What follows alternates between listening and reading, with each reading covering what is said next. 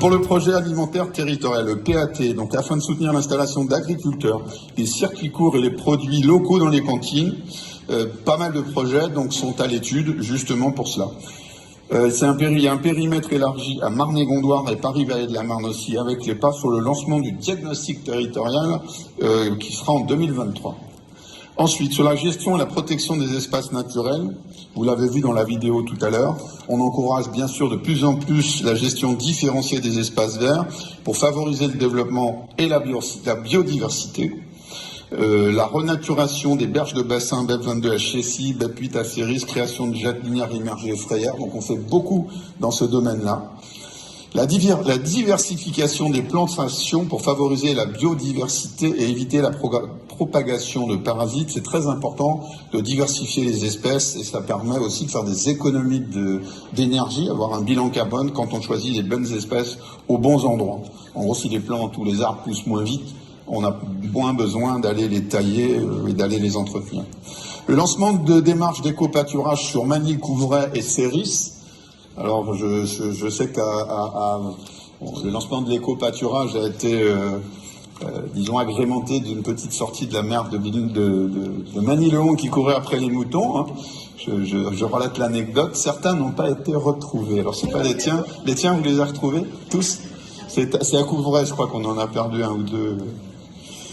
Alors, monsieur le sous-préfet me disait, quand on en discutait, qu'ils n'étaient pas perdus pour tout le monde. Mais... Ensuite, pour la GEMAPI, très important, je vois le regard de Ghislain Delvaux, le maire d'Esbly. Saint-Germain et Montry sont concernés, donc surtout sur la GEMAPI.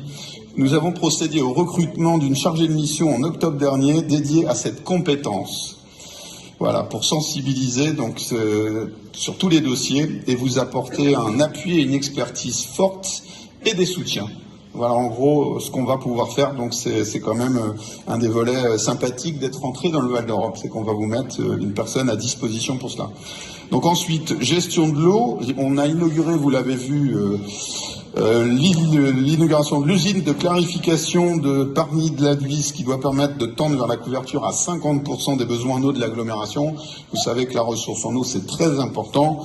C'est un projet qui avait été initié sous Jean-Paul, par Jean-Paul et ses équipes avec Fernand Verdelet. Donc on a fait cette inauguration et c'est vraiment un point extrêmement positif.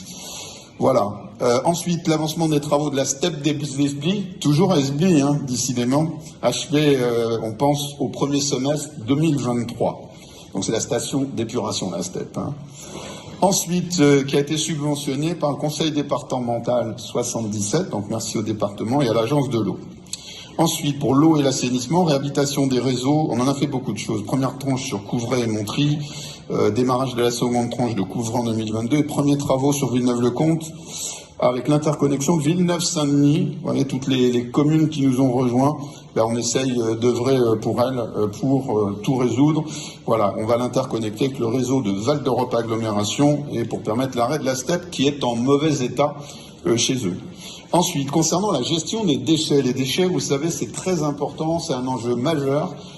Quand vous regarderez vos feuilles d'impôt, le montant concernant les déchets, donc les ordures ménagères, est de plus en plus important et en constante, vous voyez, il est en constante augmentation. Il nous reste à optimiser la gestion différenciée des déchets et des ordures ménagères sur l'ensemble du Val d'Europe, ce qui est un enjeu majeur compte tenu du coût croissant du traitement de ces déchets. Concernant les taxes ordures ménagères d'Esbly, de Montry et de Saint-Germain, sur Morin, je proposerai au Conseil communautaire d'accélérer la convergence des taux sur 3 ans pour la ramener au même taux que tous les autres vals européens, de mémoire 4,70, je crois que c'est à peu près ça.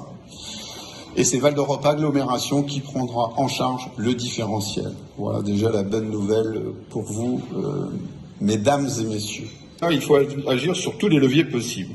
Donc sur le volet énergétique, il faut continuer le développement du réseau de chaleur dans le centre urbain avec un raccordement à un deuxième puits de géothermie, le nôtre, qu'une étude a rendu viable. On a fait faire une étude, apparemment c'est viable, et on va proposer très rapidement, avec tous les partenaires et les subventionneurs, de lancer cette opération, puisqu'aujourd'hui, le chauffage urbain, on a des chaudières qui consomment du gaz, qui brûlent du bois, pour chauffer l'eau qui est dans le chauffage urbain. On l'a validé en sachant qu'un jour, on créerait ce puits de géothermie. Voilà. Et pourquoi pas demain chauffer l'ensemble du Val d'Europe au niveau urbain, et pourquoi pas le centre commercial, ça rendra tout ça possible.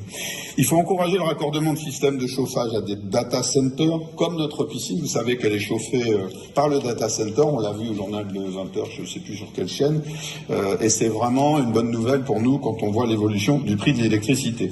Optimiser la consommation d'énergie dans les bâtiments communaux et intercommunaux. Nous avons, avec les communes, déjà amorcé le lancement des diagnostics énergétiques des bâtiments. Voilà, il faut optimiser la gestion de l'éclairage public. Aujourd'hui, on est à 75% à LED et on veut passer l'ensemble en 2023. C'est ce qui sera proposé au budget. Se donner la possibilité de les piloter aussi de manière autonome et à distance. Je pense que c'est l'avenir, de manière à ne pas éclairer les champs, surtout quand il n'y a pas de voiture. Ensuite, nous devons d'encourager les mobilités douces. Les mobilités douces aussi, cher à Luc Chevalier, qui aime bien tout ça et qui suit tout ça. Après avoir validé le schéma directeur des pistes cyclables, le STIC, c'est 30 millions d'euros qui seront investis pour aménager 65 km de pistes cyclables supplémentaires sur le Val d'Europe.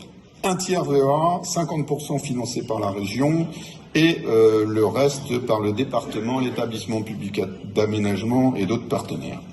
Lancement d'un service de location en libre service de trottinettes et de vélos développés avec le CIEMU, avec un premier déploiement au printemps sur 5 communes, peut-être 7, avec à minima 70 stations et 350 vélos ou trottinettes. Donc on fait l'inverse de Madame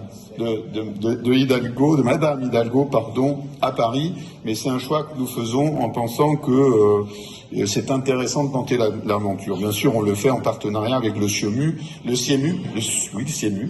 et bien sûr avec Marne-et-Gondoire et Paris-Vallée de la Marne aussi, les trois. Alors du point de vue de l'État, évidemment, au-delà de l'hommage que je voulais quand même rendre aux élus pour leur travail quotidien, et puis d'évoquer la nécessité en tout cas de la sécurité, j'avais quelques petits mots à faire passer sur les projets à venir. Alors, je vais en citer 3. Parce que c'est important. Le premier sujet, c'est la transition écologique, qui est une priorité de l'État. Vous avez rappelé, Monsieur le Président, qu'effectivement, le Val d'Europe avait, dans le cadre de son aménagement, un souci particulier pour la construction de zones naturelles, il faut être clair, avec aujourd'hui plus d'un tiers du territoire. C'est effectivement un sujet sur lequel il faut rendre hommage à l'action qui est faite. Mais nous avons également signé un CRTE, un contrat de relance et de transition écologique, qui permet de faire accéder à un certain nombre de financements et d'appui au financement sur les projets que les élus ont choisi en collaboration avec l'État d'inscrire. Et dans le cadre de la distribution des subventions qui va commencer bientôt, puisque j'ai la liste sur mon bureau, eh bien, je tiendrai une attention particulière, en tout cas, à ce que soient financés prioritairement les projets qui sont inscrits au CRTE. Voilà, je tiens à le dire, dans le cadre de la dotation de solidarité pour l'investissement local ou de la DETR. Il n'empêche que, par ailleurs, le gouvernement a annoncé l'arrivée d'un fonds vert. Ce fonds vert, il est doté de 2 milliards d'euros, dont 500 millions d'euros en crédit de paiement pour cette année. Bon, alors là, c'est un petit peu problématique parce qu'on n'a pas encore les détails exacts. Voilà. On sait simplement que par rapport au fonds vert, on va être en capacité d'apporter un financement à tous les éléments de transition écologique. Ça va être notamment, par exemple, alors bon, vous n'êtes pas trop concerné ici, mais le fonds Friche va pouvoir être pérennisé. Il a été très important sur d'autres parties de l'arrondissement. En tout cas, dans les temps prochains, selon toute vraisemblance, on va faire une nouvelle circulaire, mais ça va nous permettre de reprendre certains dossiers que vous avez déposés en DETR ou en DECIL qu'on n'aura pas pu forcément reprendre. Et nous, ça va nous permettre justement de prioriser encore une fois les dossiers de transition écologique. Il y a une vraie action du gouvernement en tout cas pour ces dossiers de transition écologique, et ça c'est le premier message que je voulais vous faire porter. Du point de vue de l'État, on a également un deuxième sujet qui est très important pour le Val d'Europe, c'est le fait que, comme vous l'avez rappelé, Monsieur le Président, on est en opération d'intérêt national. Ce n'est pas le cas de tous les territoires en France.